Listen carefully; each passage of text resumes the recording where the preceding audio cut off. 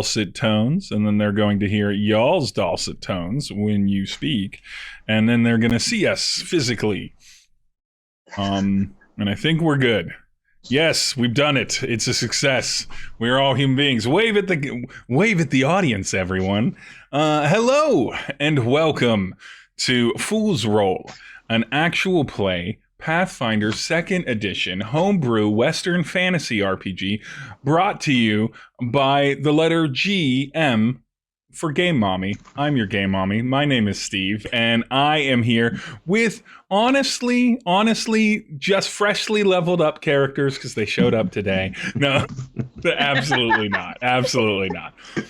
We are missing a couple people, but that's not a problem. That's why we have 5 players and not 3 players, because which is why we have 3 players and not 5 players, but it's why we have more than just a few players to start with so that we can still run these. So we will still be running something in this world. It's just going to be a bit of a prequel. But before we get there, we want to start with introductions. Let's start today with Talley. Introduce yourself, your character, all that good stuff. Oh, snap. Hello. I am Scout. I am also known across the internet as Neon Saline, and today I will be playing the half-orc inventor, Talley Fulbright. Excellent. And beside our half-orc inventor, to the left of them as the screen shows, how about you introduce yourself, Rhea? Hello. I am Rhea across the board of social media, and I play a giant cacti whose bosom is a prize. Bartender, giant Malay lady. Rhyming off the cuff. You know, you being intimidated. You being intimidated into rhyme. Cacti and prize. From a rap song. From a rapper's point of view, from a person that does a lot of hip hop. I would say that is allowed. That's allowed. It's more noticeable that it's all by itself, but it's allowed. I'll allow it. And last but not least, bookended by the other cisgendered white man in the actual play. Jordan, introduce yourself. Before he went with Nell and the rest, before he had gone on a quest, he was MC Lonely Robot Boy of the Wild West. Ooh! And with that reminds me, make sure that you all remember that you each have 1 hero point for this session. That allows you to be able to make a choice to re-roll something if you don't like the result of said roll and everything. Feel free. I realized that before we went live, I told you didn't need to log into this, but if you want to log into it for your character sheet and stuff like that, because you will probably need that, feel free to log into the Forge server or use the sheet as you built it on Pathfinder. Either one works for me. And everything. I am logged into it because and so I can always give you references for things. It looks like y'all are, some of y'all are in it, at least. But nonetheless, we're doing a little theater of the mind, a little bit of fun here, but we're just going to get started. I'm not going to recap the last session. If you want to see the last session, you can do so. I think the VOD's up here for another day. It's over on the YouTube channel, or should be over on the YouTube channel, and you can watch the first 2 sessions with the group. Get used to do it. But to give you kind of audiences a little bit of an overview, we are in the small western town of Plainsview. It is a through point, a bit more than a truck stop, but nothing approaching a city. A couple dozen a few dozen buildings, some farmland scattered out in the great western desert. There are plants. It's not a completely barren place, but it's a through road between that you go through to get from there to here, or there to another place.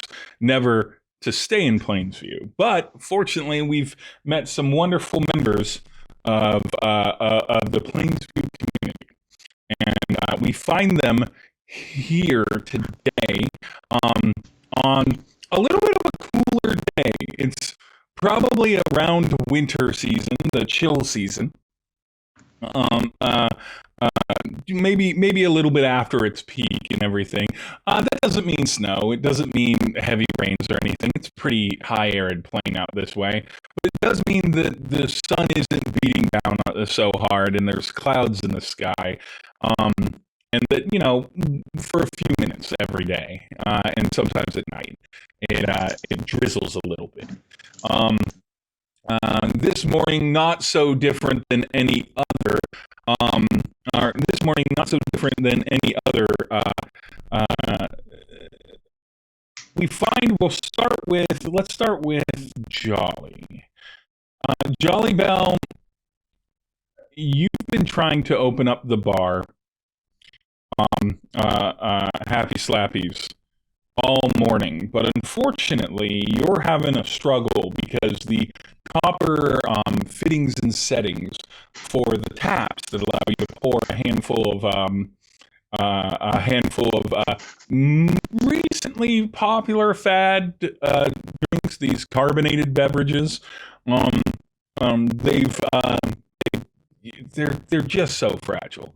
They just break all the time. Usually you can fix them, but it looks like they are significantly busted this time. Now, the Happy Slappies it's officially open in another hour or two. It's not really that big of a deal, to be closed, because as long as there's someone downstairs, it's fine if people come in, hang out, and spend some money and spend some time there. But for now, it's completely empty. And Grandpappy Joe is definitely a late riser. He tends to stay up late and sleep in late as a man who's literally run saloons for, I don't know, 3/4 of a century. His schedule's sort of pushed back from a lot of the rest of the town. But yeah, you just can't seem to get fixed. What do you do? I reckon I'm gonna need some help with this one. Let me go give good old MC's a knock on the door, see if he's up and rising and willing to do a job before we open. So she's gonna call up to Grandpappy Joe, even though he's like passed out. Grandpappy Joe, I'm gonna go head out to see if I can't get these copper pipes working again. I'll be right back. We're gonna have MC stop by. And then she'll make herself out of the tavern and then head across the way to old MC's and get a little knock on the door. MC, are you awake? MC is always awake, so he opens the door and says, "Well, hey there, Jolli Bell. What can I do for you this fine, friendly morning?" Hi, MC. I've been having some trouble with these new machines we have with the carbonated beverages. Would you mind coming over and taking a look at them? You can have any kind of food or drink on the house. Yeah, that sounds nice. MC grabs some tools and heads over to Slappy Pappy's.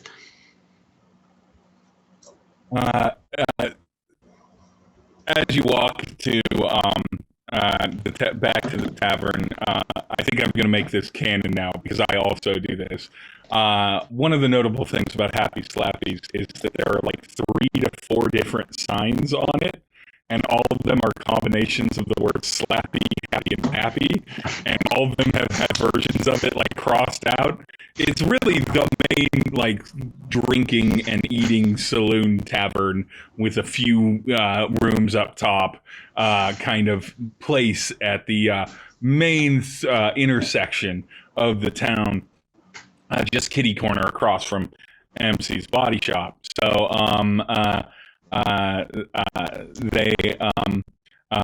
so you can see Slappy Happies, Happy Pappies, Pappy Slappies, Slappin' Pappies, Pappy, Pappy's Happy.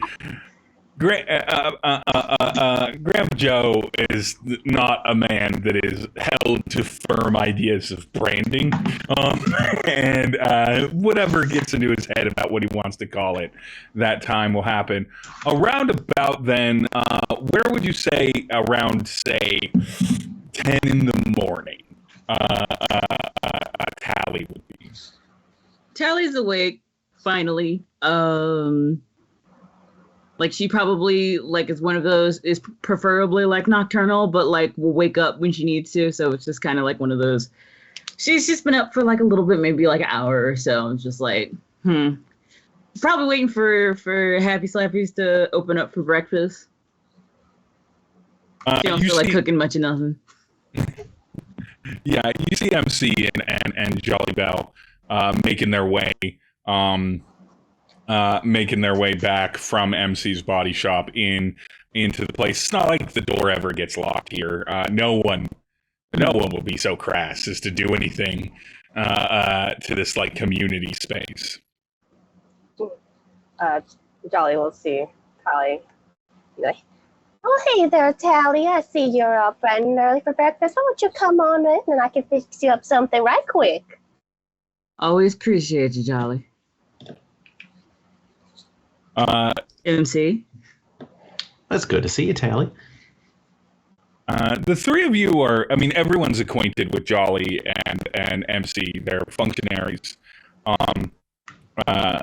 If my voice is breaking up.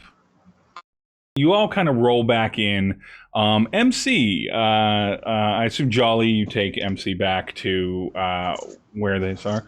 MC, give me a crafting check. I'm not mad at it. I got a +3 to this. This is that's a 14 total. It's not awful. 14 total. You get a good assessment of what's going on here. Whoever installed this, it wasn't you. It was some traveling salesman that talked to Grandpappy Joe about this. Absolutely did a piss poor job. The fittings do not have any kind of gates or like little essentially washers in them and everything. So of course all of the screws come loose on it. There's a portion of it that you can see in whatever the Western version of duct tape is, where it's just kind of duct taped around to make it fit. They obviously didn't have some things. So there's like a little bit of like handiwork here. It had been working, but you can see how like literally a day of use would just push all of the piping out of alignment. It becomes a little concerning that the routes back to the actual like barrel kegs of where this this new carbonated beverages are delivered might also be a problem. But for now, you definitely have some things that you can get to fixing. Okay, yeah, I think MC will take some time and do his best. Well, he calls out to Jolly. He's like, "Well, I see what the problem is. I'll get to it," and just goes to work. I trust your judgment 100%, MC. What would you like for breakfast? I can fix you up something as well. Oh, Jolly, I don't eat anything. It's quite all right. All right. Hey, Tally, what would you like this fine morning? Y'all got any more of that sausage gravy? You certain we do. I'll get that fixed up for you right quick. So, Jolly, you go back to the kitchen. MC, you're sort of tucked under the counter and everything. A few minutes goes by. Nothing much is happening. It's just kind of a quiet town. You can hear outside. There's a handful of people doing that. And then outside of Happy Slappies, you hear not an uncommon sound, a handful of horses, but moving at full, like galloping and gait, coming into town. Maybe they're probably coming in through. No wagon sounds attached and everything, but you hear a handful of horses just sort of get louder and louder until they seem to settle down outside. This is mostly for Tally and MC. Jolly, you can't quite hear it in the back in the kitchen area. But mostly come in, and shortly thereafter, several people walk into the bar. They push the the kind of like swinging doors open of the tavern, because of course it's got those kind of classic it's got those classic what I now consider public restroom stall doors, where they're just too high and too low and they block no visibility and everything. Come in. In this, you Talley, you are the first to clock them. A very, very, we'll call it aesthetically pleasing young man enters the thing. Cocksure, leads in pelvis first, very Matthew McConaughey in his posture. Chaps, suede vest, button-up shirt tucked in, gun belt with kind of the 4-shot sort of regular mechanical revolvers. That would be the most common form of, or one of the most common forms of like where guns are currently here. For those that care about any kind of revolver history, think like just before Civil War era, 4-shot revolvers and everything, before they got to that perfect 6-shooter sort of Western fame. Western fame, bolero tie, tattoos a little bit on his neck and face, long black hair tucked under his cowboy hat. Crew with him genuinely looks related. None of them is pretty, but like genuinely looks related. Definitely you've got kind of like a thicker, kind of huskier, shorter one that's currently just pulling a drag out of a flask of probably booze, certainly some sort of silver flask of that. Sort of taller one that's got too much teeth. Not that kind of like oaky sort of look where it's just too much teeth in the situation that's going on there, and you know that they like mathematically probably the same amount of teeth as most people, but too much teeth on this face. And then definitely like another orcish one, bigger, bulkier, a little bit taller in stature, gray skin, no shirt under the vest, very much just the vest and the vest and nothing else. So you can kind of see a fair amount of like loose, disorganized scarring that sort of is intermingled with faded and sloppily done tattoos up and down arms and chest. Can you give me a history check? Is it a history check on this? On this system? Am I a fool? I think it's a history. Might be. You're on. Society, maybe? Society check. Sorry, apologies. All right, let me roll this up. Proficiency on, let's go. You rat! You don't recognize them on sight as the young fairer looking man just shouts out, Grandpappy Joe, where are you right now? My boys and I are hungry. We could use a little bit of victuals in the morning, if you know what I mean. Where is the old motherfucker?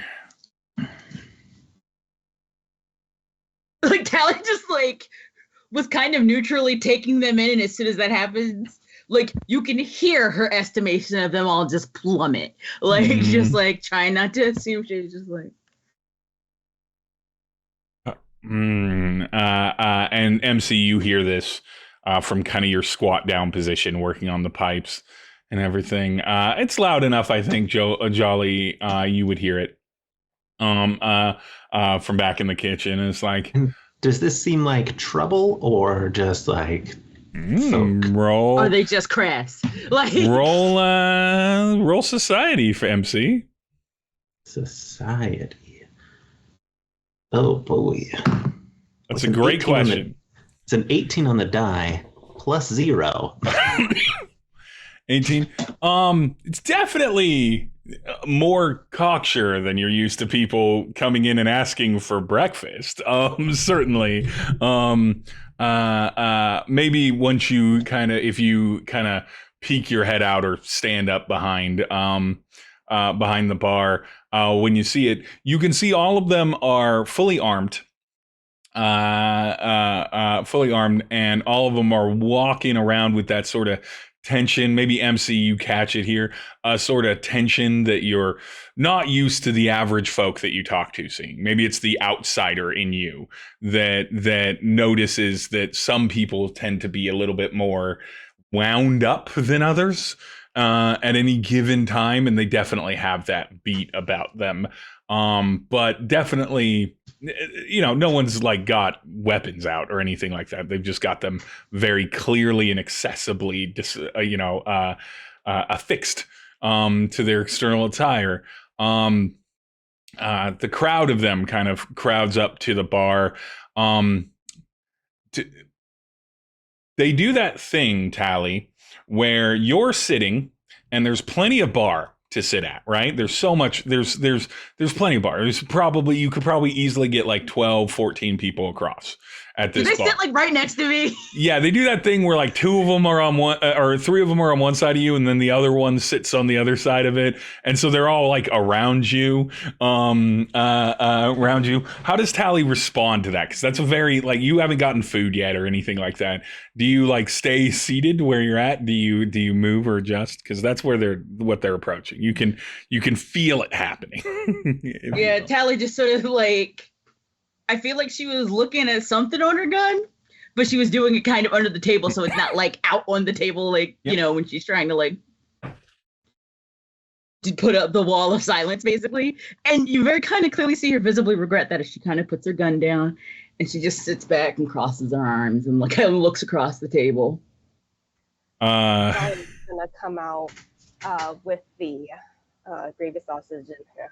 Like, I got your food, hon, and she slides it right in front of Talley, and leans on the counter like this. Breasts up the full ready, yep. Onto the counter. Boom. And then she looks and she sees all the men. She's like, well, howdy there. Aren't you all quite early? I don't recognize none of your faces. What can I do for you this fine morning, fellas? These gentlemen were here looking for Grandpappy Joe.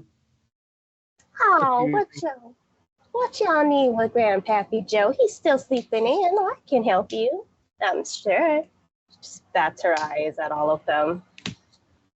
The group of them, in the way that it's always identifiable, where the gaze of eyes go, especially from men.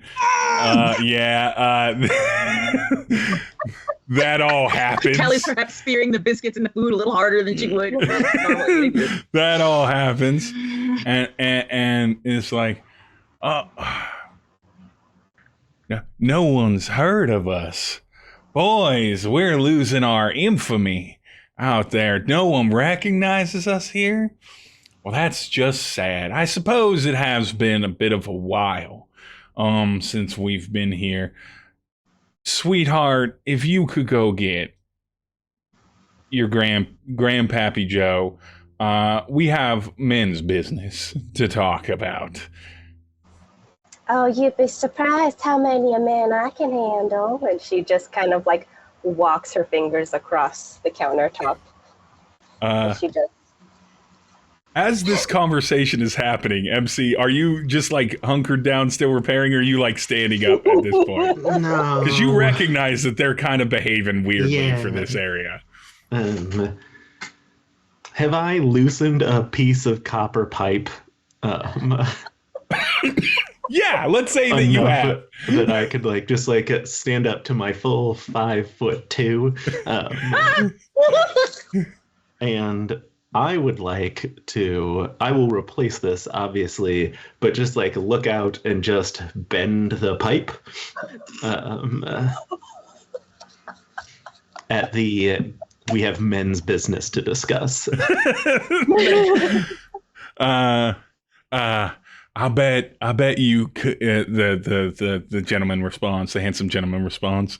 I bet you could handle quite quite a few men, sweetie. But as much as I'm sure my boys would like to, converse or have meeting with you, this is not the sort of business that we would be patronizing you for. And while that's happening, as the others watch MC sort of bend the bar, the orcish one, the gray-skinned orc, just sort of leans forward and is like, "You're a neat toy. You're a real neat toy. I've never seen a doll, like one of these mechanical dolls that looks as big as you. Wow. Where'd you buy one of these? We might want one of these if they're that strong." Looking at MC being like there, because what you all know is that MC is the only person that's like MC in this town. Everyone that comes through this town has never seemed to see anyone like MC, but you all know that there are like craftspeople that do like little mechanical dolls that are sort of like pale in comparison version. They have automation and wind up gears, and some of them can walk and some of them can like turn their heads and waves. There's even ones that do little like shifty dance steps and everything when you wind them up. But yeah, it's definitely comparing like a Wright Brothers glider to a 747. But yeah, that's essentially and so he leans in real close, like over the bar. He's pretty tall. He's like 6'3", pretty tall. He leans in over the bar. Gets what everyone here recognizes, including his MC, is genuinely more close than any person would reasonably be to someone that they didn't know, and is like examining MC's sort of like look as you bend the bar. And everything, kind of just like eyeing you. All right, what do you all do with these rude folk? I like disconnected for like a moment and came back when he was talking about MC. So I know that at least he leaned over the bar. And Jolly doesn't quite appreciate that because it seems to be like, so she'll kind of just look at him because she's also about 6'3", kind of posture back up to her full stance, take him by the chin with her finger, pull him up to her face and be like, "Darling, MC's part of our local family. He ain't no toy. He's got a shop of his own, might I tell you." And then she'll like kind of just stroke under his chin and stay right at his face. How does the orc? I'm gonna roll to see how the orc responds to this. How simpy is this orc? Is really what I'm asking myself. How simpy is this man? I'm gonna roll. It's pretty fucking Not simpy. very apparent. Oh, No, that's simpy. You see, and Talley, you catch this.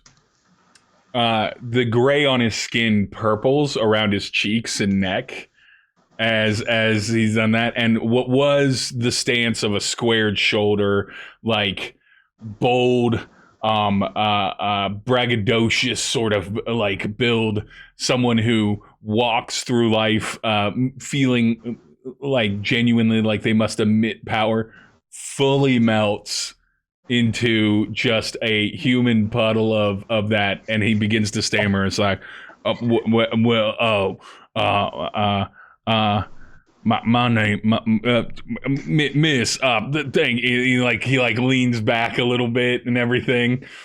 When he leans back, Talley will lean over and say, "She likes men with manners." At the Yes, ma'am. Yes, ma'am. And you see like one of the others kind of elbows him in the ribs and everything like that. What are you doing? And stuff. And he goes, yes, ma'am. If you're unwilling, the tattooed kind of leader of the group speaks. If you're unwilling to get Grandpappy Joe, perhaps you do have access to the finances of this fine establishment. See, Grandpappy Joe took a loan out from us several years back, and by us, I of course mean my family organization. And it's been a while. We've been elsewise occupied. Some could say tied up, or not able to make our regular rounds as a organization of professional financiers. So what we would appreciate is if you would be so kind as to just appropriately catch him up on his due payments for this location. That would be more than fair, and then we don't need to wake up the old man. Business will be done. Well, do you have the paperwork? Oh, we're more of a trusting handshake agreement organization. You can wake him up. I'm sure he will corroborate our scenario, our situation, and let you know that that this was all something discussed probably when you were just like a little knee-high creature in breeches. Jolly will. How old does this man look? He looks 25. If I'm gonna do this for the stream and everything, just because the man reads this way anyway, he looks 25. He is this gentleman in this overlay here. That's it. That's who you're looking at. Very good looking man. So he looks 25, but I think you're all in the area that looking 25 and being 25, not necessarily the same. You just aged very well, but definitely he looks about the same age or a similar age to Jolli Bell, a little bit younger, honestly. Jolly's gonna look to Talley and MC, mainly with her eyes before looking at the men to kind of get help on judgment of whether she should actually wake up Grandpappy Joe or not. Absolutely not. Like, her entire body language is like, she ain't ready to go yet, but that's mostly because you haven't given her a signal to go. Like, she's waiting for you. Like, it's very much a situation. I don't know why this is halfway. I'm sorry. I'm trying to fix something with the overlay that went real weird with just Rhea. It's your fault, Rhea. Too hard. I'm rizzing too hard. Rizzing too hard. You're making me, the GM, nervous. Scale to inner bounds. Let's stretch to inner bounds. There we go. Now you're all weirdly shaped, but I will fix that. I've made you extra wide. 3 people now. I'm stretching far, stretching wide. Why doesn't it want to? There we go. There we go. Now I got you. You're fine now. Okay. Lily's also going to look at MC to see what she can gauge from. MC is just wrapping the pipe around his hand to make improvised brass knuckles. Yes, my whole heart. You have it. I love. If you would like, go on. I was gonna ask, I don't know if there's a roll I need to make for that. There is a roll, and it's called intimidation, and you can make it. Okay. You definitely are strong enough to just wrap a pipe around yourself. It's a copper pipe. It's a soft metal.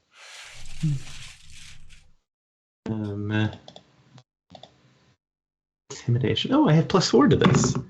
Mm-hmm. I'm gonna use my hero point because I want this to work. Amazing. And that's how strongly I commit to the bit, which is now a 13, which turns into a 17. 17. Excellent. One of the gentlemen. Why did it do that? Why does it keep losing you? There we go. I keep losing Rhea's shape, and she keeps shifting as a human being. Are you a changeling? Have you not told us? I am a cosplayer, so. There you go. The answer is yes.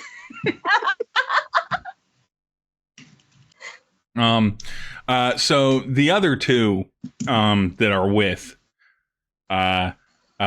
this gentleman kind of back up a little bit. The orc is fully distracted. Orc cannot do anything other than look at. He's being a gentleman because that's what she likes, and he's been told of that. So he's full simping. He's just like the other two, however, kind of step back a little bit from MC, and the leader is like, oh, forgive my rudeness. I apologize. My name is Pretty Percy Whitlaw. And he pauses like that's supposed to matter to you. None of you know who this is. Whitlaw or Whitlock? Whitlaw. Whitlaw. And when none of you respond, just kind of looks over at MC. Now, sir, I'm gonna say sir. That's correct. If you're a very durable looking gentleman and everything, but there's no need for you to stand there and do that. We're just looking to get what we're owed as a group. Jolli Bell, I'm gonna have you roll.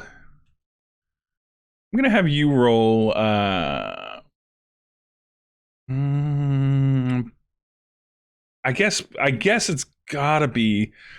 I'm gonna have you roll perception. Jolli Bell.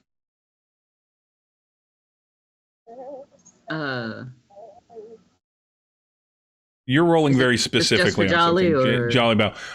Yeah, Talley, you also would roll perception in a more normal perception methodology.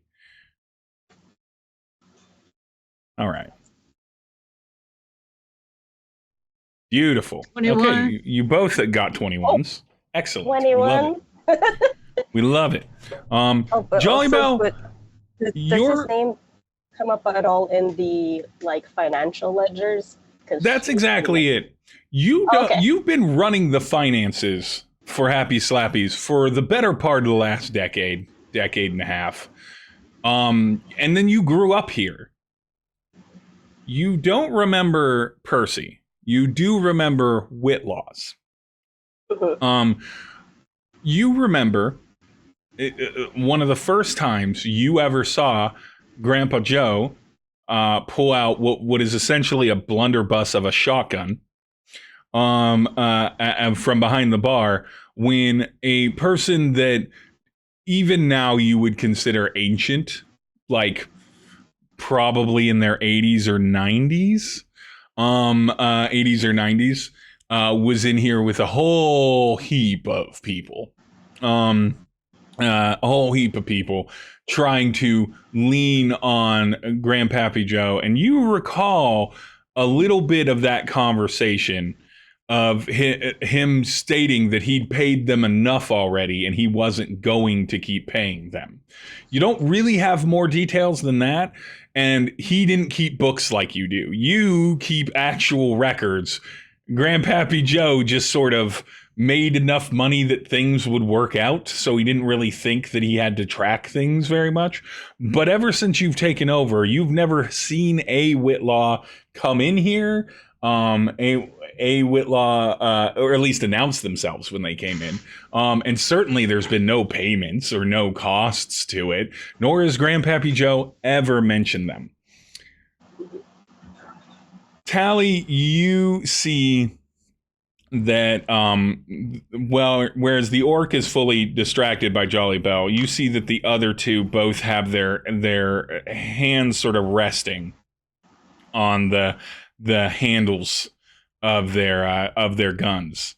Not, you know, definitely in that kind of like the shoulder and the elbow look like they're relaxed, almost like you in the same position if you were just looping your thumbs into a belt. But the palm, and more importantly, the thumb and the index and center finger are open and tense, like ready to pull, and everything. But like it's kind of like a light hover to kind of rest situation there as they've got him. Percy, pretty Percy has not put his hand on a weapon yet.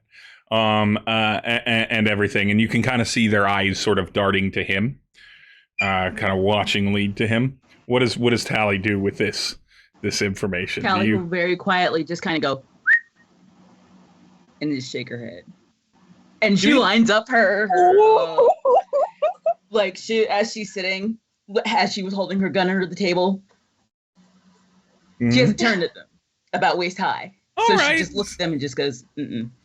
Give me an intimidation check, and on it, you should be able to modify it with a circumstance bonus. Give me a circumstance bonus of 2.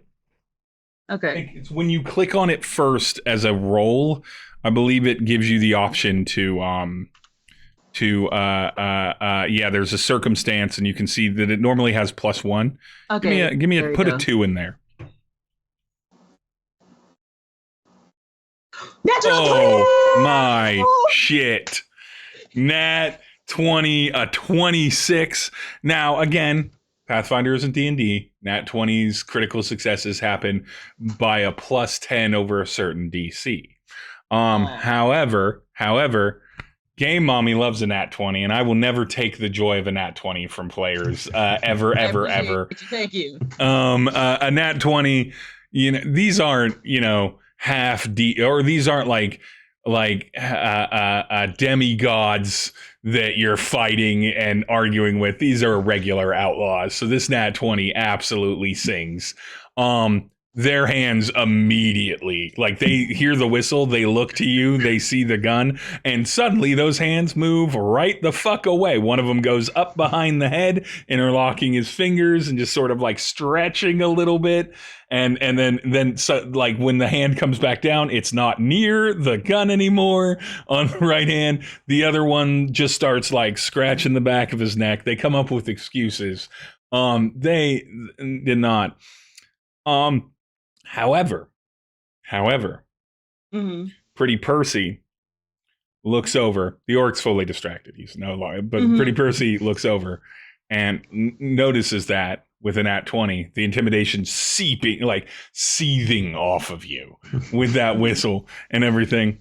And he goes, "Oh, well, if you all are looking to bring that style of negotiation, I would be more than happy to accommodate." Talley go, "What do you mean?" And wink at him. Oh, I think you know what I mean. And he just sort of taps his weapon as well.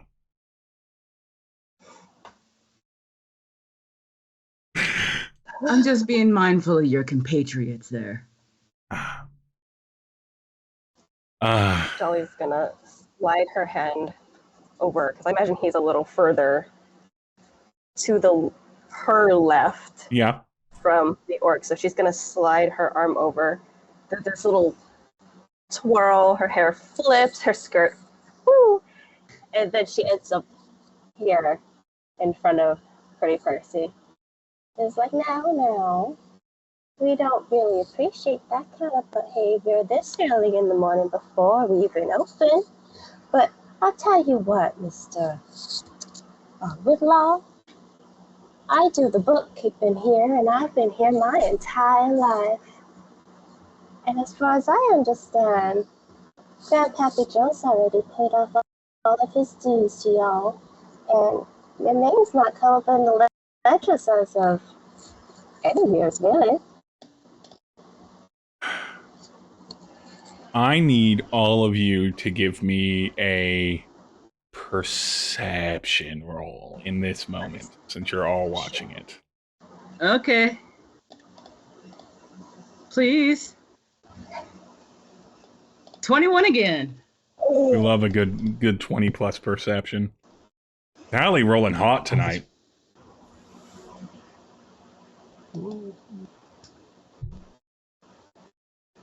19 plus a 5, 18. 24. I can't.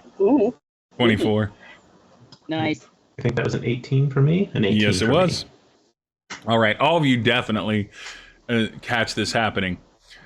All of you see, and it's actually fitting that Jolli Bell is the one who's like highest in this number. Pretty Percy goes to reach to grab your arm, Jolli Bell, in the style of how men oftentimes will infuse their physicality in an argument. What is Jolli Bell's... I'll let you narrate what Jolli Bell does first, before you can see that, like, you see the hand coming quickly, and then in order of that perception line, we'll go down and see what the physical moments. Is he going in with both hands or one hand? One hand, like he's gonna grab your like forearm, wrist, and everything. Okay. Jolli Bell's gonna grab his wrist, slam his hand down to the table where her hand's on top of his, and then lean in extremely close to his face over the counter to where they're just breaths apart from each other. He's like, your strength's not gonna work here, honey. Okay, as that happens, Talley, you see that Jolli Bell is kind of in the motion of quickly countering this. You also see that the tension has, even though they're no longer like right at their guns, they are still lackeys and everything, and they will follow that. You see that the tension is happening between the non-orc pair that are going, like, they're physically beginning to move as well. What do you do in that situation? Can I jump the gun and just say that MC looks to Talley and goes, left or right?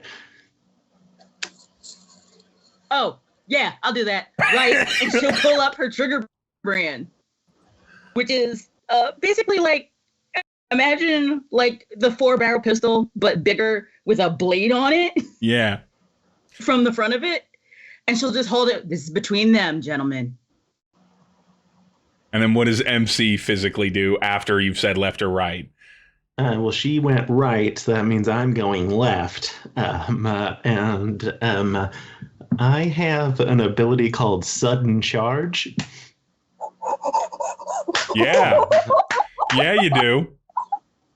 With a quick sprint, you dash up to your foe and swing, stride twice. I assume that will get me around the bar into this person. In my mind, you don't have to go around the bar. You're only 5'2", but you're very strong. Okay. I think you can hurdle the bar, if you will, like one hand hurdle the bar and come across it. But yeah. And then you swing. I mean, I don't think. Do you want it to be a swing, or do you want it to just be an intimidate? You just want it to use it to close. No, I think they got physical with Jolly, and he doesn't like, and MC doesn't care for that. And so I think I just want to knock him down. I don't want to like punch him. Okay, so shove, or something, if you will. Shove. Yes. I do. Okay, give me an athletics check then. Okay. And I will roll a contested athletics check. I want to kind of add in that while she's in the leader's face, she kind of gives a wink to the orc and then stares back into the leader's eyes. Just to, she can multitask. That is tough. Number one, you are continuing to pacify this orc. He does not have any skin in the game of threatening you. And everything. This is not a to use his own language, this is not a bros before hoes kind of guy. This man is led by very specific intentions and parts of himself, and so he is fully locked in. But with a 17 on mine on the die. When MC comes around or comes over and goes to shove the man down, you shove him a good 10 feet back, and he manages to just catch a chair, and so he stumbles back, but he manages to stay on his feet and everything. And without breaking a moment, I'm going to need every one of you, because Percy has not moved from that like super intimate close location yet in this moment. I need each of you to roll me initiative, which on this case I'm gonna say is either roll an athletics check or an acrobatics check, because it's about speed of action instead of a perception. So whatever's higher for you, you can roll, and I will roll for these, and we will get this going. There we go. That is a dirty 20 for MC. 18 for Talley. 12 for Jolli Bell. Dirty 20 for MC, 18 for Talley. No. Screwed up my own thing. Oh no. Give me just a moment. There we go. Okay, so this is for Percy, this first one. Ooh, not good. And then this is for the this is for the goons. Really fast for the goons. And then this is for the orc's not going to do anything for a round at least. He's distracted. So who got the dirty 20? I did. Okay. MC. So the one on the left, we'll call him Lefty and Righty. Lefty, after stumbling back, rights himself, goes to draw his weapon, and fires at MC. Just fires at it. Now, one might consider the fact that MC is clearly made of metal, and shooting a bullet at a person made of metal is a complicated thing to resolve in the lore. Now, we all know that fantasy RPGs are not based in the world of physics, and perhaps there's magical bullets or something, but these are not the gentlemen that can afford magical bullets. However, MC is not purely perfectly covered in like sheets of metal that prevent sections. So the logic here is, if he gets lucky, he hits a part of you that isn't just plating. He gets into a joint, he gets into like a little crevice, and then that does a little damage to the gears. And that's how MC can take piercing damage. is really what it is. So we roll for attack. And it rolls? Yes? No? No roll? Yes roll? Roll it. No roll, he misses. No. No, he. What's MC's AC? MC's AC is 18. That does not hit. Bullet pings off a part of your external chassis, and that is all of his actions, because he needed a kind of a recovery action for getting himself. He drew and then he shot. Lefty, because he's relatively close to you, Talley, is also going to go, and he's going to try and foolishly, in my opinion, grapple you. So he's going to step toward you, like move toward you for one of his actions. He's going to roll to grapple. I'm pretty sure Talley's going to get out of this, but feel free to roll an athletics, like a contested athletics check on that one. All And right. that 4 is not very strong. Yeah. Stronger than that. So 18. you push off his grapple easily, right? And then he goes to draw his weapon, but all he can do is get it into his hand, and this time he is out of actions for the round. And so at the top of the allies, MC. This is fun. This is the first time MC has ever gone into a rage on stream before. I think he has like a dial in his abdomen that he just turns, and his body and his gears just like grind faster.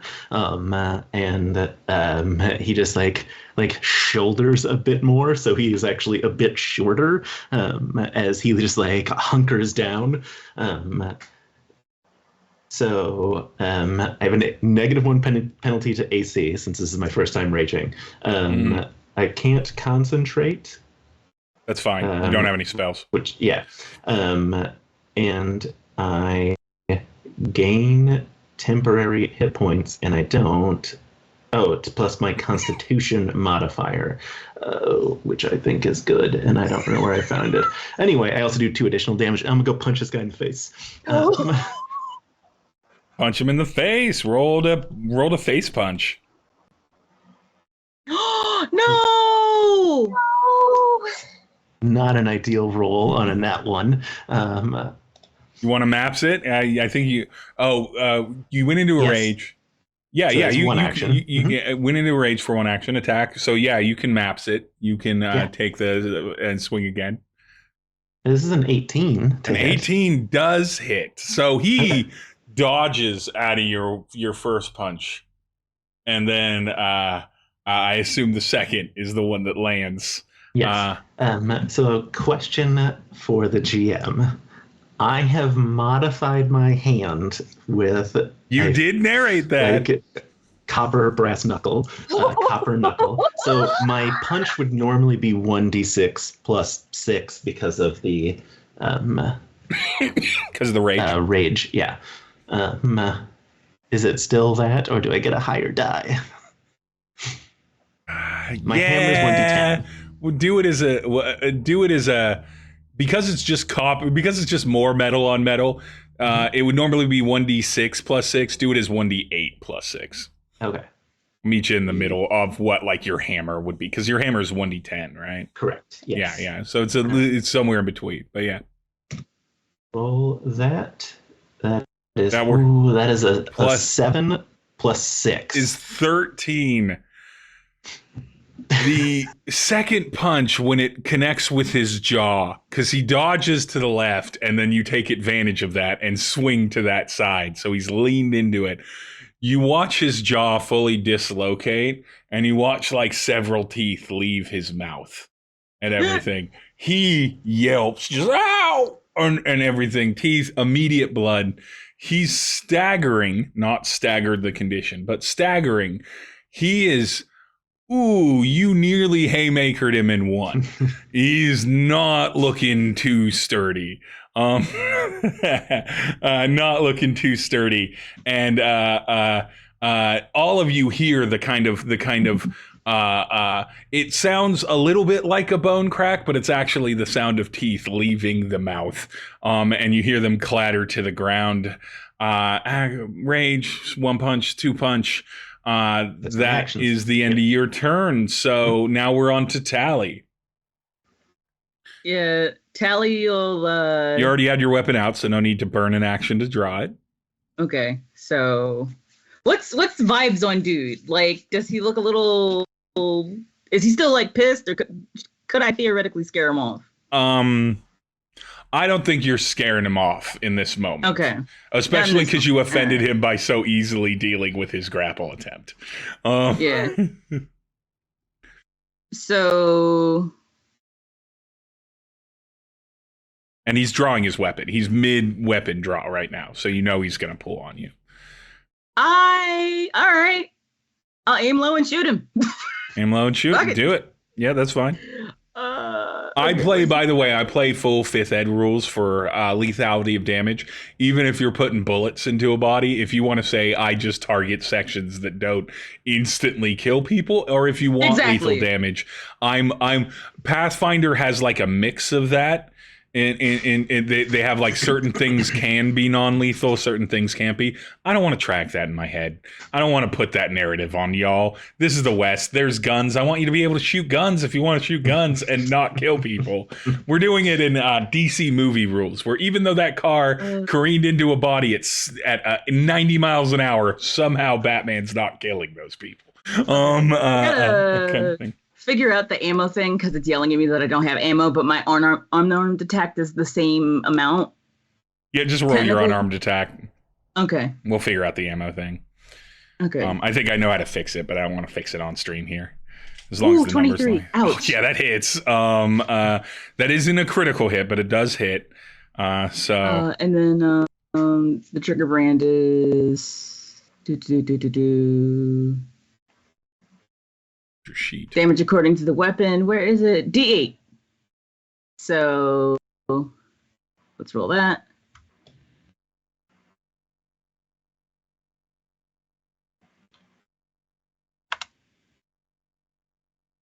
That's a 6. Is it is there a bonus to it? Is it a dex bonus or anything like that, or does it just take the damage? A lot of range stuff tends to just be flat. And yeah, it's just a D8. okay, so 6 damage. You pop them. That's one attack. You've got 2 more actions. If you want to fire at them again, it's maps on Pathfinder. So the maps minus 5 or map minus 5 would, or in your case, you can just do the map minus 4 for the unarmed. Okay. See if I can add ammo while we're talking. Since I successfully hit him, can I raise him? Like, I want to raise the trigger brand up to like chest level, and just like I won't like you don't get a second chance.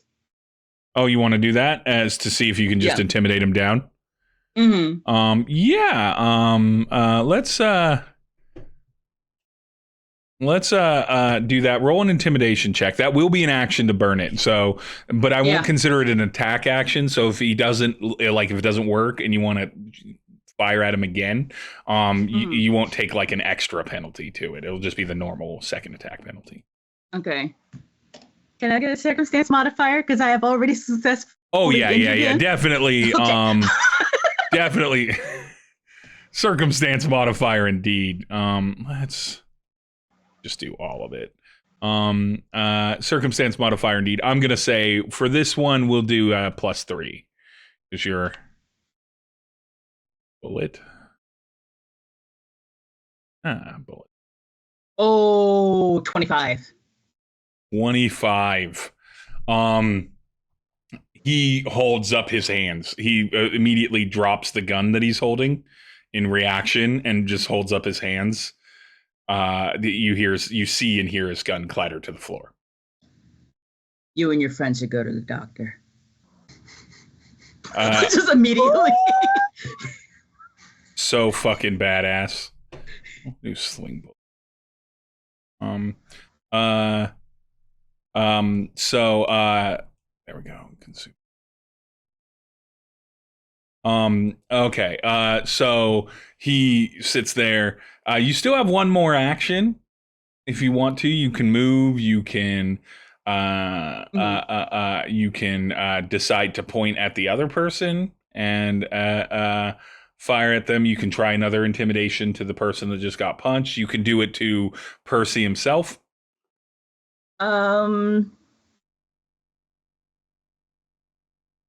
Our orc friend is still not present in the land of the perceptive. Yeah, the orc. You glance at the orc, and the orc is definitely. There we go. The orc is definitely still. The body language is still very much shy. Is the best word that I can put for it. All right, she'll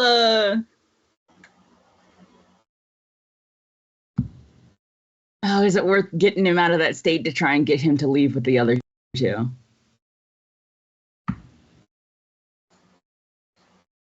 Yeah, sure. She'll kind of like tap him. She'll just tap him with the gun. Like with the flat side of the blade, so it's very clearly like a hey. Hey. Right. Normal intimidation check because he really genuinely wasn't paying attention. Normal intimidation check for him. Sure. Oh, I had to run out sometime. 9.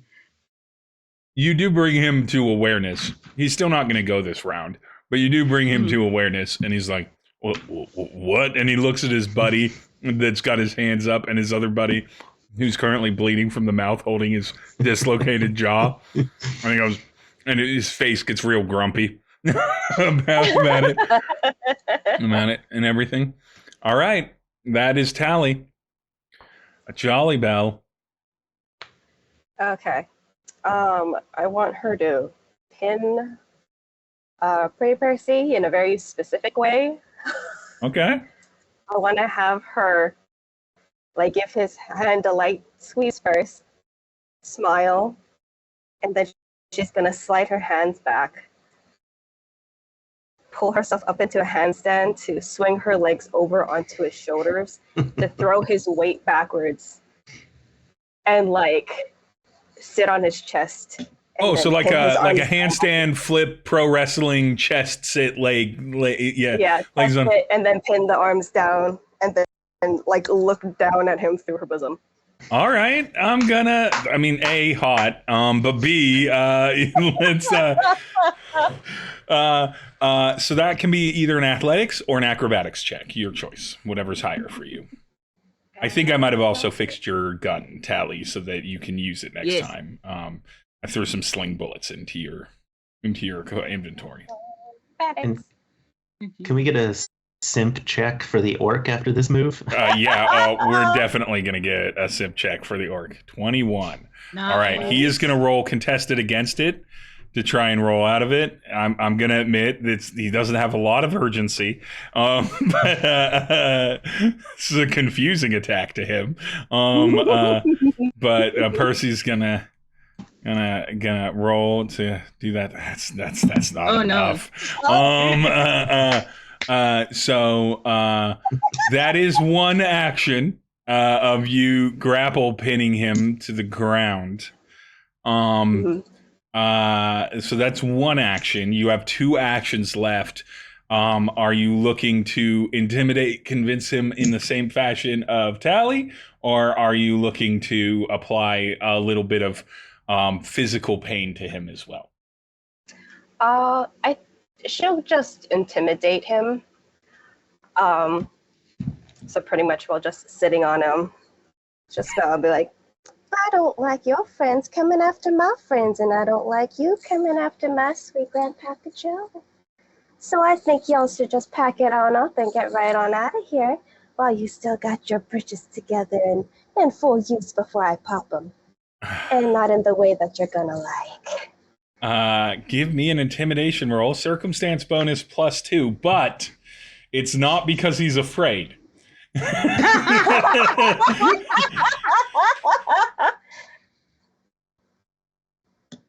This man is very confused about something. This is a complicated set of emotions. He's learning things about Use your hero point. Hero point. Use that hero point on that. This is the right choice. Someone is caroused. I love chat. Oh, please. So much better. That's better. Okay. What did we get? Can we do anything like that? 22. 22, okay. He is going to roll his hard-headedness. His greed versus that. Okay. He sits there and he goes, well, all right. Oh, okay. Okay, guys. All right. Calm down. Ain't no reason. You know, perhaps I got off on the wrong foot. And though I've ended up in a particularly interesting spot in this negotiation, I do acknowledge that you may have disagreements, and perhaps I can come back later to have a more civil discussion with this this fine young woman and these fine folk, your friends. Y'all should listen to the very handy gunslinger over there. Maybe we go to the local hospital or local medic. Have your jaw looked at. Also, that bullet wound probably needs to be wrapped up. Yeah, At your leisure, I will happily extricate myself and my fellow compatriots out of this establishment, if that works for you. Looking That- up at that Jolly. is- MC just points and goes, your teeth are over there. The guy just kind of sadly goes and picks up his teeth. Well, that answer satisfies me. For now, how about the rest of y'all? Talley will kind of straighten out and visibly think about it for a second. As long as your manners stay pretty, so will you. And she'll put her gun away. Okay, and then Jolly will kind of like sit up and like hover over his neck, staring straight down at him, push herself backwards off of him, Yeah. stand up before stepping off away from him and walking, like waltzing herself behind the bar, fixing her hand along it, giving the orc another wink, and as well as the rest of them a cute little smile before positioning herself back to where she had initially started. Percy And then gathers up waiting. his men. Gathers up his men, and you hear as they make their leave with little conversation in your direction, you can overhear him being like, God damn it, Jeff. If you could just not think with your Johnson for like a fucking minute, that might not have happened. Obviously, like, and he shoves him, and the guy's like, sorry, boss. And everything. As the one limps out, the other one holding his jaw, lefty and righty limp out or head out behind them. And the Whitlaw is no longer on the premises, as you kind of quietly, pretty quickly managed all that happened in a nice like 6-second time frame, 6 to 12-second time frame. Just a moment of tension relieved as the three of you kind of sit there, having done that. No one else in Happy Slappies. Nobody saw that. Grandpa Joe still asleep upstairs somewhere, sleeping like a log and everything. The three of you there, in this moment of high adrenaline intensity denouement, if you will. Yeah. MC looks to Jolly and goes, Jolly, I'm going to have to go get some copper pipe from my store because I seem to have bent yours all to hell. Oh, no worries about it. Yeah, you can go run on over to your shop and come on right back. That's fine by me. Thank you so much for y'all's assistance with the distasteful morning situation. And MC's gonna hustle over to try and find some matching copper. You've got some. It's just standard 1-inch copper pipe. Tally will call over to Tally. Hey, Tally, do you want anything else? Are you kind of parched? I'm feeling a little parched myself. I'll take a drink. Sounds good. And she's gonna go. She looks a grab little some too pleased with herself. Like she's kind of grinning. She's like, Their guns were worse than my gun. yeah, kind of. She's like, yes. So, MC, you get back to your shop. You're able to obtain the copper. You're able to come back, return to your repairs. Tally, you're able to, Tally and Jolly, you're sharing a beverage, and everything. Still a little bit before opening, another early guest, if you will, arrives. All of you recognize this young, or this not young, this middle-aged woman, elven woman, refined features, very sharp cheekbones, very sharp jawline, like extremely dark black hair, kind of pulled it like almost severely and tightly back as she comes in. Her sort of kind of haunting, sort of like wide-eyed. She has the kind of irises that don't get obfuscated by lids at all, and so she always looks like she's she always looks like she's way too intently staring at whatever she happens to, an unfortunate look upon her. But you're all familiar with her. This is the local law of this. One of, well, not just one of the deputies, but the actual sheriff herself walks in. What's her name? Yeah, what's her name? I know, right? Mallory. Mallory walks in, and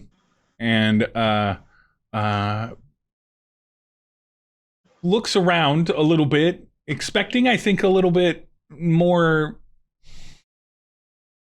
something than like there's a brief flash of almost confusion, a little bit of a wrinkle between her brows, before she looks at all of you and is like,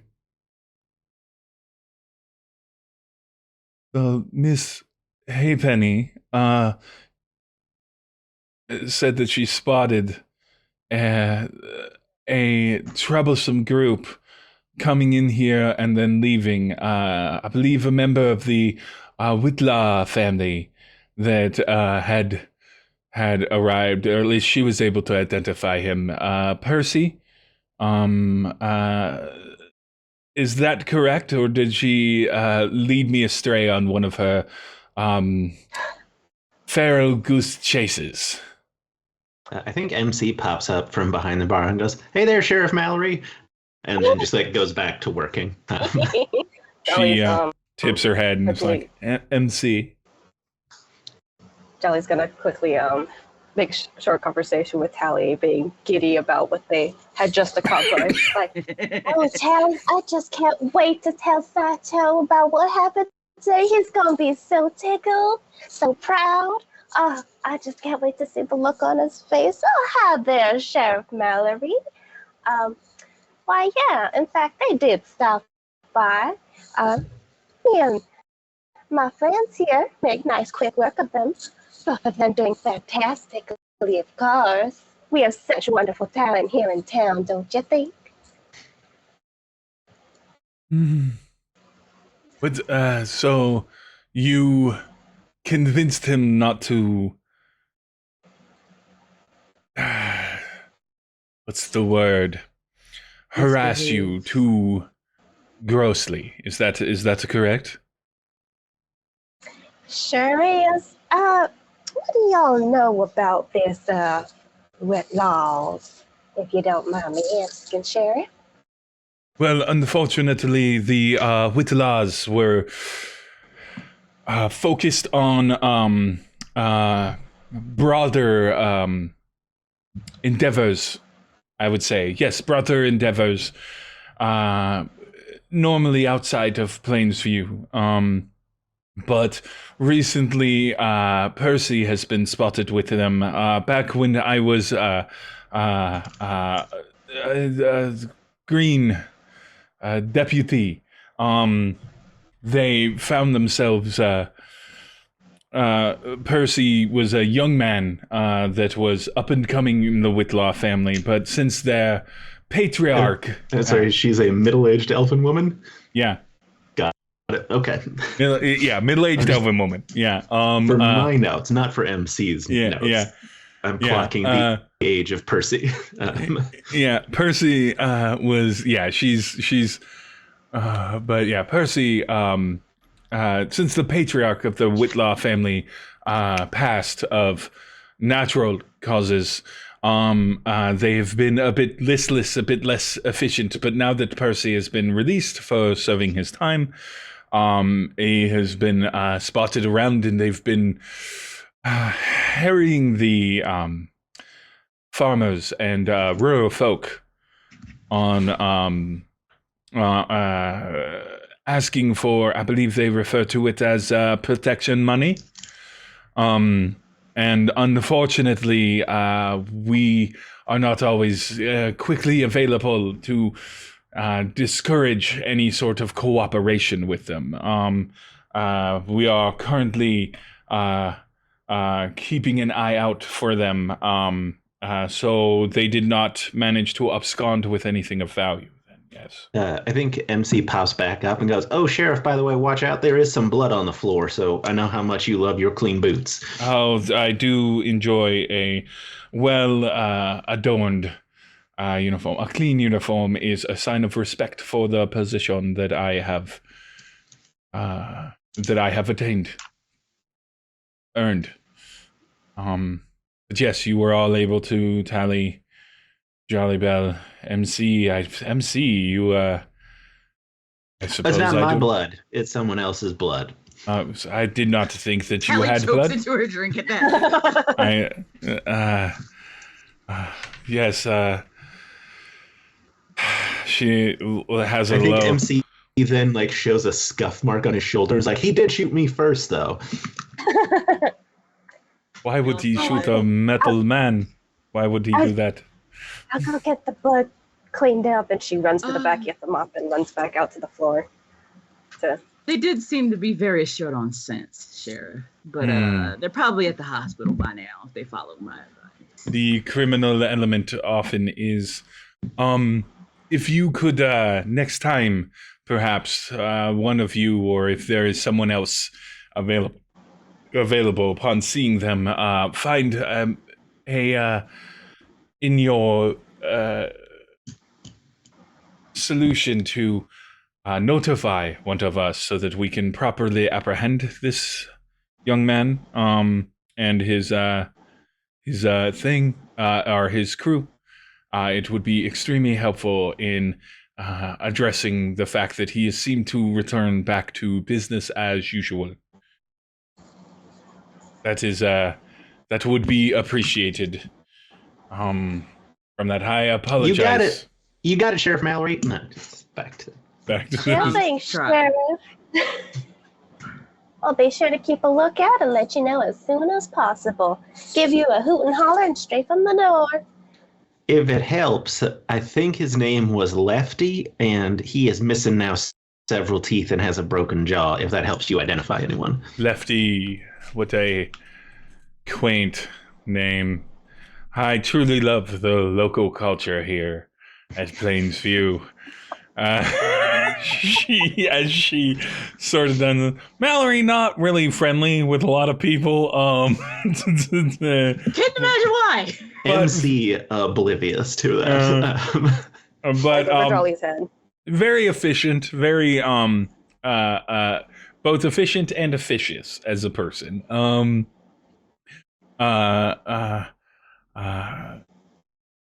There is no reason to be extremely concerned. He has not permanently harmed anyone yet, but I do want to remind you all, though you may be willing to resort to violence to address complications, and violence is something that can be brought upon all of us in this place. Be cautious. The Whitlaws are maybe not the most formidable as individuals, but unfortunately they breed like rabbits, I believe is the term.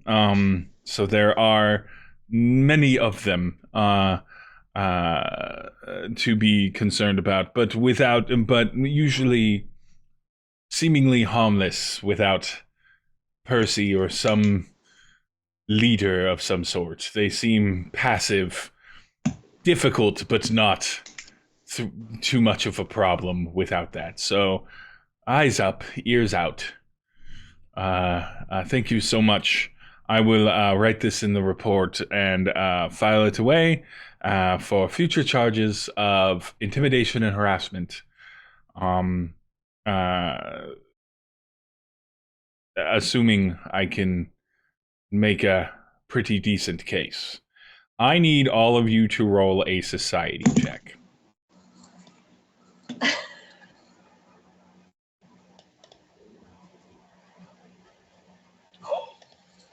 Okay, a nat 20 that for some reason. Yeah.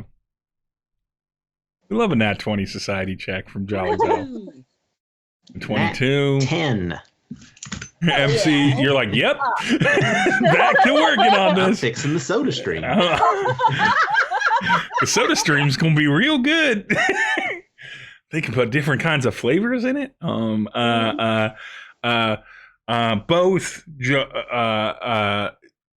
Jolli Bell, maybe not in a deeper meaning than you kind of understand what this is alluding for. Talley in a very much more significant meaning. When as Mallory is leaving, as Sheriff Mallory's heading out and everything, and the last statement of building a case against them lingers, you understand that a big hurdle to the reason the Whitlaws are not all in jail, or mostly in jail, or in the ground, or hung, in the number of ways, and that a lot of the judge, the imperial appointed judge for Plainsview, who is not a local resident of Plainsview, doesn't seem to take crime extremely seriously. In this town, he has a much more sort of laissez-faire, strong survive kind of mentality, or at least that so seems. But now that you've had that thought, Jolli Bell, you know that Grandpappy Joe's complained about this a little bit, where it's like people end up being in lockup for a couple days and then let out and stuff like that. The punishments seem to be there. It's not that the sheriffs don't try to do their job, but the moment it goes to any kind of in front of the judge just, fines them, or, makes them publicly apologize, and it tends to be extremely lenient. A little bit of lore in this world. The way that the law works here is that the center of power, the sort of it doesn't much matter to Plainsview, but essentially the imperial entity that manages this region, or claims to own it as part of its in-country borders, appoints imperial judges from the capital to all kind of towns with larger than 50 population. And those people then move in and live in the town, and they are appointed there until they die or leave.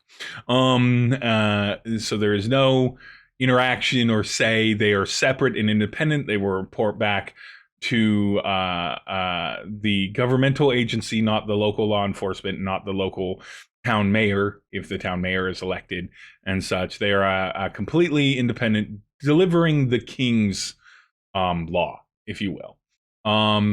But Talley, on a 22, as it lingers in your head,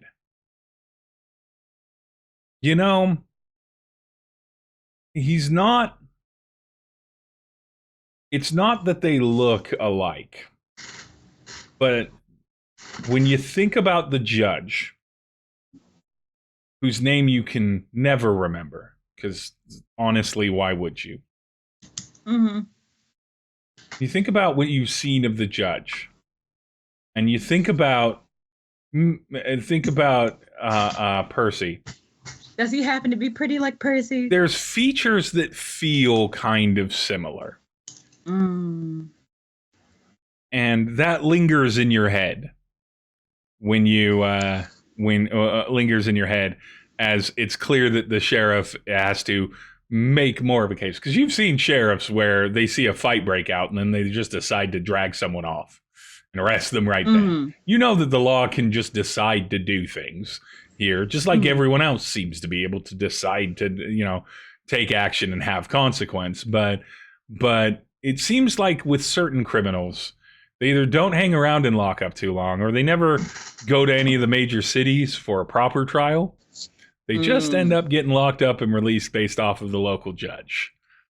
And maybe there's something more than just leniency or a belief in frontier justice by the gun, blade, or just getting pummeled a little bit to put you in your place than that judge might, which is kind of what he publicly espouses. Sheriff Mallory gone now. It's about that time where a few people start entering in for early lunch, the beginnings and proper openings of it. Jolli Bell, people start sidling up at the bar, ordering their usuals. You're cooking up you're serving an unreasonable amount of biscuits and gravy. It seems to be what everybody orders. It's fine. It's still chilly for the region, 70 degrees for us, but that's cold for here. So, much like Southern Californians, they're all like, oh, 70, I need a jacket. The sun is not burning me directly. It's chilly. But and it all kind of settles into just a normal day. MC, you successfully fix the taps. The carbonated beverages are flowing, including a frothier and more a frothier and almost sharper tasting version of sarsaparilla, referred to as root beer, and a couple other ales and beers that have been sold that seem popular. It's not, the equipment might have been faulty, but the gimmick of carbonated beverages seems to be catching on in the thing. Is there anything any of you would like to wrap this day up with, or this afternoon up with? Talley kind of heads over to Jolli Bell and goes, you want to give me a couple of portions of that sausage gravy? I'm gonna head over to the hospital and see if them folks need something to eat after dealing with their earlier visitors. Well, sure, I can whip that up right quick, and no need for payment. All your meals for the rest of the weekend drinks are gonna be on the house for your wonderful contribution today.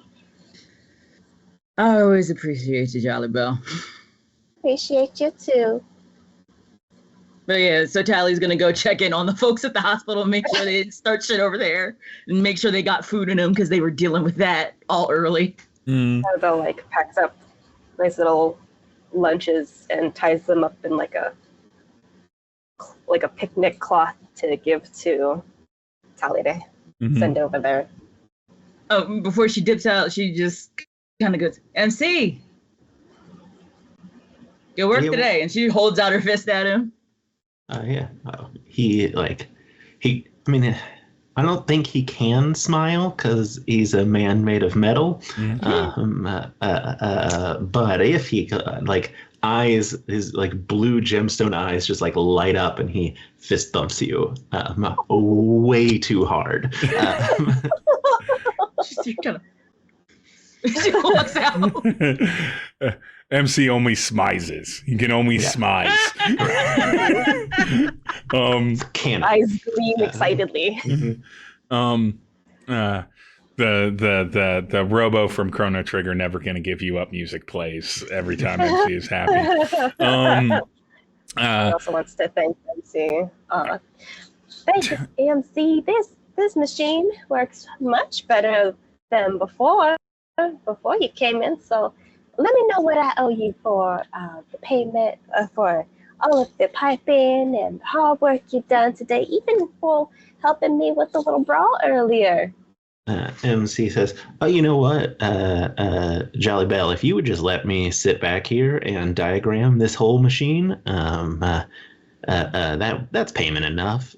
And MC just spends the entire evening watching how the soda stream works. MC, you can do whatever you want. Write this down in your notes, Jordan. As you begin to diagram in your notes how this works, not anytime soon, certainly not within the next few months, but maybe sometime in the future, with experimentation and testing, you have sort of this kind of constant gas that you release. It's real subtle, it's real thing, and it's sort of what what keeps you operational and preventing you from overheating. But when you're in your rage, and when you're in your rage, or when you're just sort of like left, can't get out of the sun for too long and it's too hot, you do experience a sort of mechanical form of exhaustion in the way that you can't cool yourself as much as you might like for optimal operations. And you begin to get your first instincts on what will, in a different world, in a different place, in a different time, be considered a liquid cooling system for a PC rig. Nice. The beginning of that journey started here now. Talley, when you get to the hospital, you find that the Whitlaws have already been and gone extremely briefly, looking like they came in, demanded some painkillers, which, you know, because this is an old Western thing, is heroin. And I mean, you know, That's what it was. because that's what it was. Is now we'll go broader. We'll just say opium. They demanded some opium, a few little bottles of opium, and some bandages, and they skedaddled out. And we're gonna pan out, because this is another day in Plainsview. A quick brawl, finished quickly, or finished fast and without significant or long-term consequence, or so it would seem. What you as players see that your characters do not. Several miles outside of Plainsview, a little bit to the east, somewhere between maybe Plainsview and the fabled Oasis, a encampment in the kind of crevice of like almost a divoted gorge. There's sort of a sea level or a floor level to most of the, you know, the kind of hard packed rocky desert out here, and there's plenty of like Utah style like rocky edifices that implied that this was once a much more watery area, millennia ago, kind of thing. So the large rocks of those stand tall, but sometimes there's dips and valleys in, and it creates a opportunity for ne'er-do-wells and no good doers that are able to survive with very little support out there. Riding back on horses, a bunch of men with their pride deeply hurt, and one person struggling to compose a love letter in their head, one orc, ride back into an encampment. At first, you just sort of see the kind of valley pathway, and then two large sort of wooden and canvas doors that sort of close off the entry. It goes about 20 feet deep, and the doors get up to about 15 feet. They're sort of slapdash constructed, but they definitely act as sort of a gate of entry to this place. And when it opens, the camera shows basically the opening of it as the backs of these four sort of ride into it. And there, dozens and dozens of dusty, dirty people interacting across tents and campfires, essentially shades that have been drawn off the side of the mountain and posted up with dry wood to keep them out of the sun. In this temperate winter weather, not nearly so terrible, although it probably gets awful cold here at night, a little protected from the winds by being down here. But dozens and dozens of people that, man, if you were gonna draw a family tree, there'd be some branches that looped around in this group, and looped back into the tree in this group. And that's what we'll end this session as Pretty Percy Whitlaw returns to the Whitlaw family. The damaged ego. And yeah, that is the end of the session. Thank you so much. my wonderful, wonderful Fools Rollers. Rolling Fools. Again. There we go. After I fix hold on, let me get to you.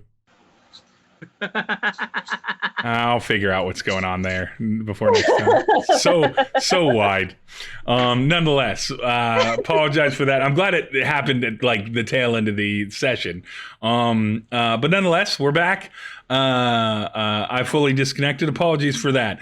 We are going to go around and have you tell people where they can find you on the internet and everything like that. And we're going to go in reverse order. So we're going to start with Jordan. I am at the Jordan Brown on TikTok. That's pretty much the only place you need to find me. It's the only place I do anything. Yeah, come hang out. I'm going to be talking about the Dimension 20 auction all week because it's going to get bananas. Orange Hat. Orange Hat is up, and she's not doing as much numbers as you would expect. Maybe they're already. Maybe the big spenders are already burnt out from the last round. Jesus. But Snow White at like 2,500 already. The princesses are pricey. You want those famous minis? You got to pay up. All right, Neon. So I am Scout, also known as Neon Saline. Neon like the light, saline like the drip. You can find me everywhere where there's social media. Basically, if you find that name, it's me. It's you. So, even on Facebook. Even on Facebook. As I discovered today. Even on Facebook. So if you're a boomer or just an old Gen Xer or just an old millennial that's unwilling to change, you can follow Neon Saline on Facebook. Me like this? I didn't find you on Facebook because I wasn't on Facebook, so it's only fair. And finally, Rhea. Hello, I am Rhea Rika on TikTok and on Instagram. So yeah, I repost things that I find fun, or I cosplay, or I make a silly video because I'm in a silly mood. And finally, I am Steve, the Game Mommy. You can find me at Dying of Exposure anywhere on the interwebs that you might find at Dying of Exposure content, social medias, your YouTubes and stuff like that. You can find me here tomorrow on Beggarstreet playing Frank Tubbs in the Monster of the Week campaign, 5:30 p.m. Pacific. And you can also head over to my Twitch where I also stream D&D stuff on Wednesday, 8 p.m. Pacific, 8:30 p.m. Pacific. I'll be streaming there as well. And you can watch some VODs for some Jedi Fallen Order that I've been playing and stuff like that. Or go over to TikTok where I post about whatever the fuck I want to post about. Sometimes beauty filters, sometimes relationship advice, sometimes Dimension 20 Dimension 20 Worlds Beyond Number type content. You'll find out. It's varied. But nonetheless, thank you so much for joining us. We'll be back again on the 29th. Probably, I know it's a holiday weekend, so we haven't really discussed that, but we'll figure it out. But for now, the 29th. And you can come back here every Monday and see something at this time that I will be on. Maybe some of these people, maybe other people from Beggar Street, until I get another campaign going in this slot.